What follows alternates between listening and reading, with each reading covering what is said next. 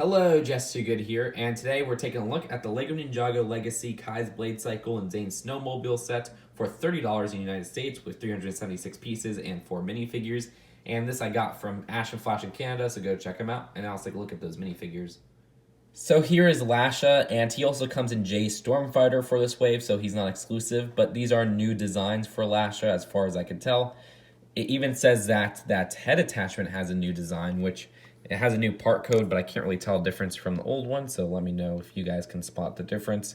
There's some back torso printing, and he does have a weapon, which is quite interesting and brick built, so I like how that came out. So here is Spitta. This guy is exclusive. I don't think he comes in any of the other sets of this wave, at least. His legs are the same as Lasha's. New torso print.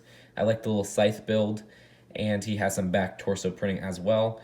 Like Lasha, the part code says that it's a new face print, but I'm not entirely sure because I can't really spot a difference between this one and the older versions. Do like how it has printing at the top of the figure, however.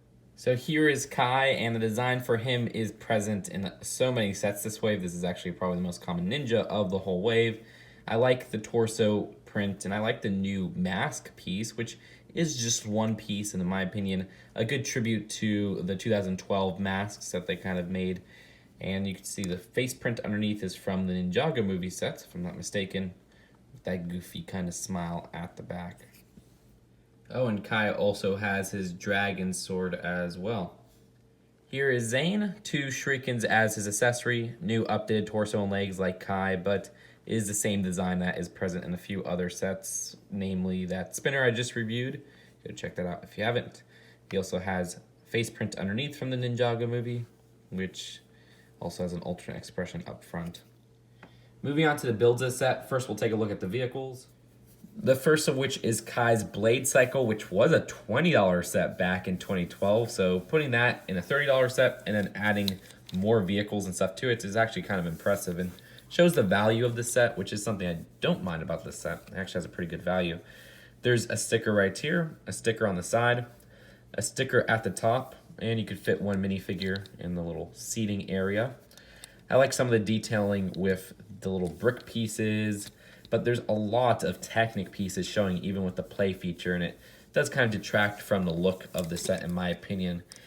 And of course we have that trope being done where it's this oversized motorcycle, and that makes it a lot less unique than it could be. Now, the same stickers on the opposite side, but all these Technic parts actually are for a decent reason, which is you push down, the blades come out, and that's a pretty interesting play feature. I actually like how that works out. Now to reset it, you just push it back in, but if you want to see it from the overhead, just like that. So yeah, that's fun to play around with for a bit. Also, Zane's Ice Mobile has a pretty interesting play feature as well. But that's it for Kai's Blade Cycle. So here is Zane's Ice Mobile, a remake of a side build from the Fangpire Truck Ambush. And the design of this actually, I think, is worse than that original version, because the original version was much sleeker. This one looks like it's trying to be one of those oversized motorcycles for this wheel at the back, and trying to be the old Ice Mobile, and it just loses a lot of the flair and looks kind of ridiculously sized for Zane. Now, the design of this has some interesting pieces. There's this piece in white at the back, which is new.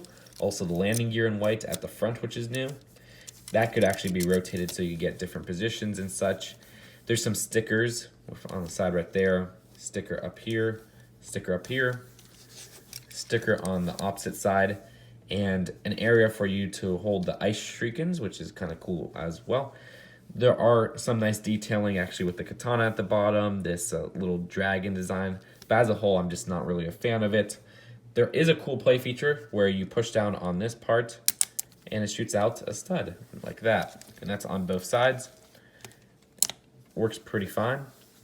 You have enough area to just stand one minifigure, so you could have Zane standing up, and you could adjust the handlebar controlling the whole Ice Mobile. So that is it for the build of the set. In terms of the vehicles, now there's a lot of side builds. There's some street scenery with a lamppost right here. I like the stickered part with the text on it, and the design for this is pretty big, but it's not that oversized in my opinion. It makes sense for a lamppost. Also, this is connected to the sword holder, which I like getting these pieces in purple. There's the sword on the opposite side, and those are connected via that little chain, which you could break by putting one of the vehicles through if you'd want, because it's very loosely connected to the sword part, so that's a little play feature in itself. And then there's a side build that actually has a little mini ball joint design to it. There's 2 stickers that are different from the writing on the lamppost, and at the back of it is a dynamite. Finally, there's a battle platform which is made out of some simple pieces, except for some new stuff at the front. And that's a new claw piece, which actually has a Technic pin at the end, and it kind of captures this interesting piece that holds just a regular little tire. It clips on like that, and then you could rotate it. And how you work the platform is that you kind of put that wheel mechanism on the ground, sort of tilted, and now you could do some spinjitzu, which is kind of fun to play around with. And these actually work with the spinjitzu spinners of this wave. I'm using Zane's right now, and I don't know if it's intentional, but every time I do this really hard, the spinner launches off. So maybe that's a way that you could spin in battle, but just kind of an optional way. Either way, that's it for the builds of this set. Let's take a look at the packaging and the final verdict. Here is the front of the box, which is a $30 box size, and the back has some little play features and such. There are 2 instruction booklets, and at the back of them, there are actually ads for some of the new Ninjago sets. You have the spinners right there, as well as the whole new wave, except I guess the Epic Dragon Battle or whatever the heck it's called. So overall, my least favorite part of the set are the vehicles, which is the main focus of the set, and that's not a good thing. The design is that oversized motorcycle that we see in so many different themes, and all them blend together at this point because they do so many, and they don't vary as much. They do it a lot for Ninjago too with that Sons of Garmadon wave last year, which I was not a fan of, or I guess earlier this year technically.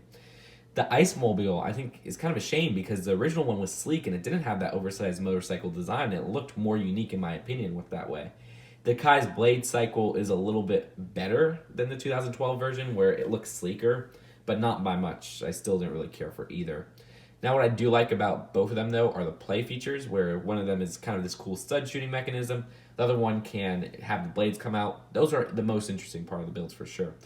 The side builds are decent scenery. I like getting scenery. They're not the most elaborate builds, but it's nice that they include it to just bring up the value a little bit. The minifigures are fine, only one's exclusive, but you know, it's still nice that they have some of the more hard to find figures like Lasha. So if all that considered, I'd rate this one a C+. I think the value is there. I think kids and adults can find enjoyment from this. I just wish the builds were more unique in my opinion because I do not like that oversized motorcycle trope. They do it so much, and these fail to kind of stand out from all the other ones that just kind of mesh together for these various themes. They could have done some other different choices, like a little bit more interesting minifigures or something here or there, but again, that's really it for this review. Hope you guys enjoyed this video, and I will see you guys later. Peace out. Bye.